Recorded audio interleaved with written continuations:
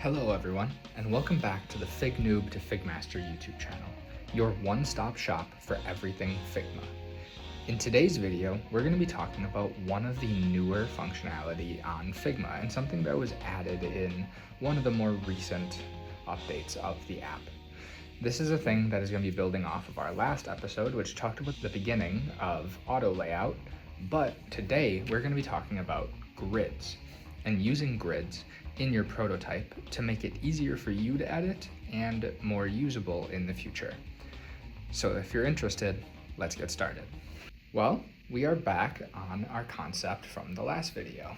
In the last video, we had created an auto layout, which allowed us to take these options and actually move them around and place them in different orders without having to move each one individually. Auto layouts allow you to freely move anything within the auto layout around so that you're able to actually reorder things and maybe even hide a certain element, but the entire thing continues to update even though you aren't actually doing anything. But today we're going to be talking about something else, and that's grids.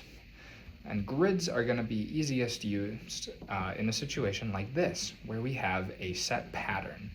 As you can see right now, we have 8 of these categories.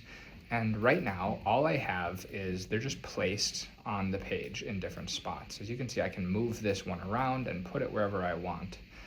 Right now, I just have it perfectly lined up so that they look good. But what I'm gonna do, because I want it to be even more dynamic, is I'm gonna come over here and I'm going to make a copy of it and remove the container. So now, all I do is I have 8 separate containers here. What I'm going to do is I'm going to make a frame and I'm going to just click on my page. So now this frame is roughly the same size as all of these, but what I'm going to do is I'm going to come over to the layout section and I'm going to turn on grid. So as you can see by these 2 lines, we have 2 sections here. We have a left and a right, but I know that I have 8 and they are in a 2 by 4 pattern. So I'm going to create a 2 by 4 grid. You can go out really far if you really want to, but for our sake, we're just going to do 2 by 4. And now you can see I have 8 evenly spaced grids in this frame. So what you can do is you can grab your category card and just drop it in each one. Really easy and really simple. And as you can see, each one of these isn't quite the right height. There's a little bit of a gap below here. So all I'm gonna do is I'm gonna go in and I can see that the height I wanted was 104.5 by 104.5. So I'm just gonna grab each one of these and change it to 104.5 and 104.5, enter, and now they're all the correct size. The really nice thing about grid is it is also still using auto layout. So if I decide all of a sudden that I want this to be in alphabetical order, well then bakery would be first. So I can just drag it and drop it now at the front.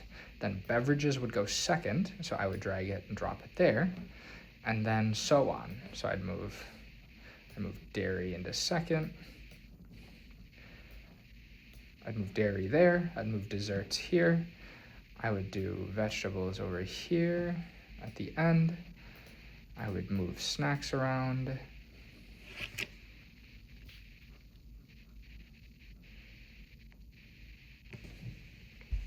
And then I would be left here.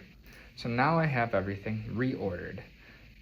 And if you really wanted to, you could even do things like I no longer want to show desserts, so I'm going to hide it. But everything updates, so it all shifts instead of just leaving an open gap there, which is what would happen on the old way that I'd created it, where now there's just a gap. By doing so, now I'm able to create a much more dynamic prototype.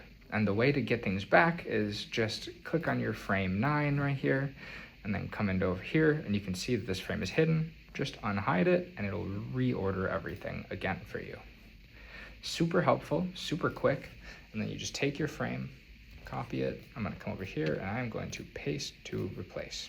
So now it is in the same place, but it is updated. If you're interested in downloading Figma, go to the link in my bio and try it for yourself for free. And if you liked this video and want to see more videos just like this, make sure to like and subscribe to the Fignoob to Figmaster YouTube channel. See you next time.